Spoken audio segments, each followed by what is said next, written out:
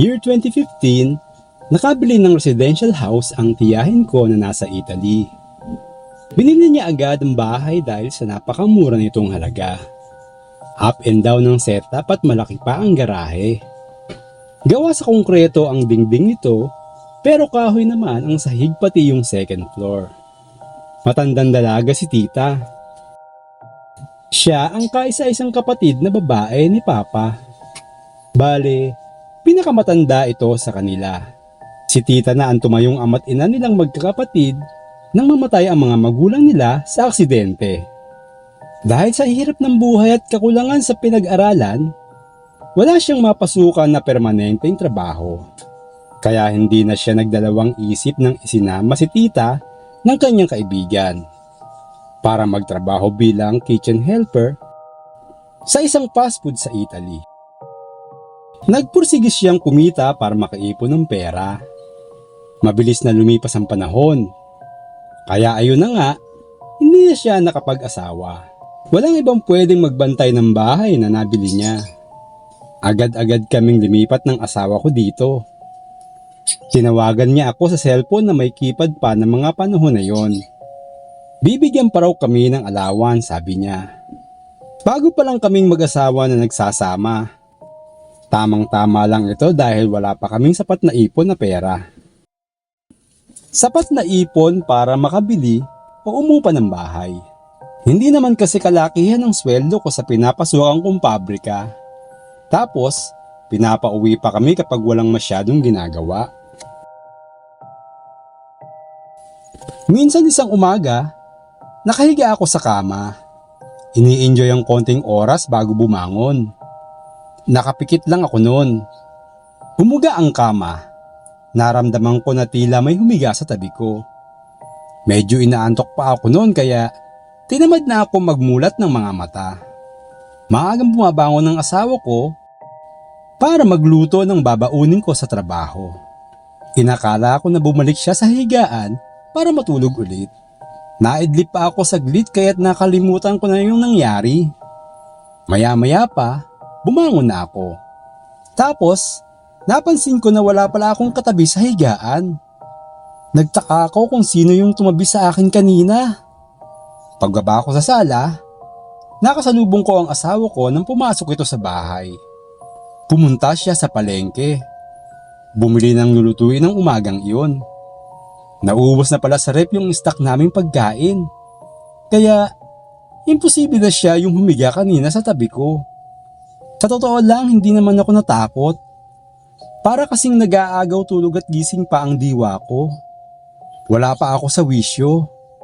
Pagpasok ko sa trabaho, nakalimutan ko na yon kalaunan. May ilang gamit ang dating may-ari ng bahay na hindi nila kinuha. Kaya halos kumpleto na ang gamit sa bahay nang lumipat kami dito. Pagkaraan ng ilang araw, ang asawa ko noon na si Michelle, naghahanap ng mapapaglibangan sa mga bookshelves. Naghahalungkat siya ng mga libro sa kahon. Nang marinig niya na may nagsalita. Anong ginagawa mo? Ang sabi ng tinig. Hindi naman siya nagulat, Tito Val. Sabi niya, kaboses ko daw talaga yon. Akala niya ako ang nagsalita. Pero nang lingunin niya, wala namang ibang tao. Sigurado siya doon dahil 4:30 pa lang ng hapon nang makita niya ang oras sa wall clock. Nasa trabaho pa ako. Nanindig daw bigla ang mga balahibo niya.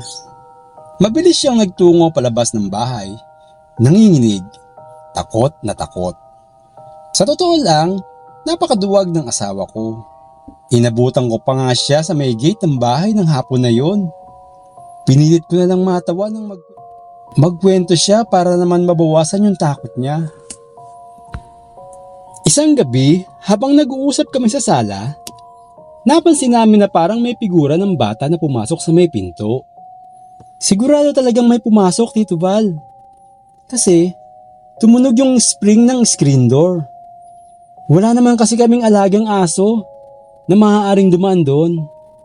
Wala namang hangin. Para talagang may batang tumatakbo kaya lang, wala naman kaming kasamang bata sa bahay. May kasama pa ngang mahinang yabag ng paa Sobrang bilis nun.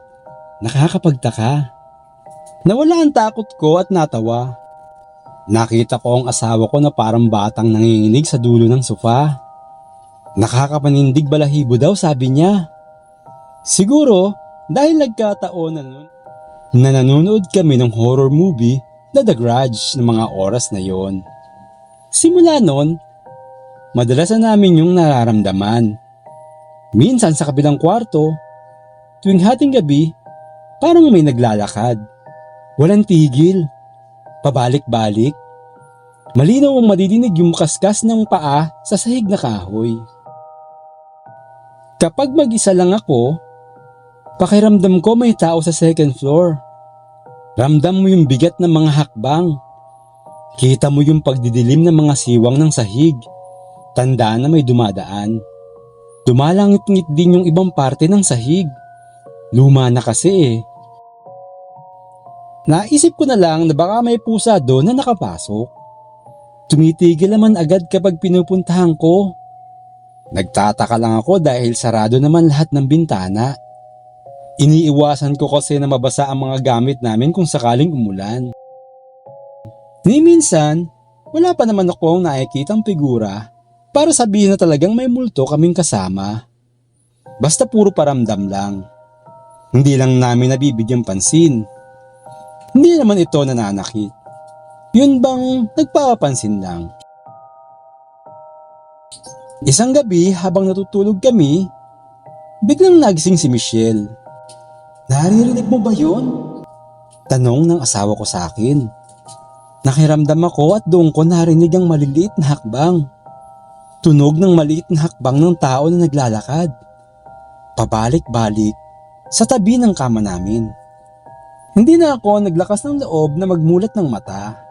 Baka hindi ko kayanin kung may makita akong hindi inaasahan.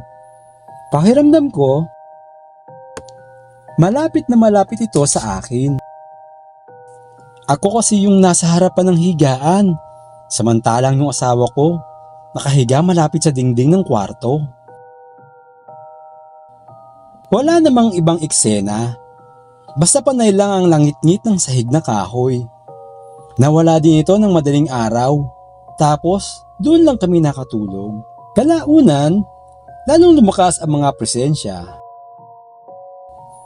May mga pagkakataon, habang nakahiga kami, nagulat si Michelle sa nakapaninindig na balahibong sigaw. Mami! Medyo may diin na ito at nakakagulat na, sabi niya. Ang ipinagtataka ko, siya lang ang nakarinig noon, kahit na pareho kaming gising ng mga oras na yon. Pagkatapos noon, lagi na lang kami hindi makatulog ng maayos. Tuwing gabi, parang may nagmamasid sa amin. Hindi ko ma-explain.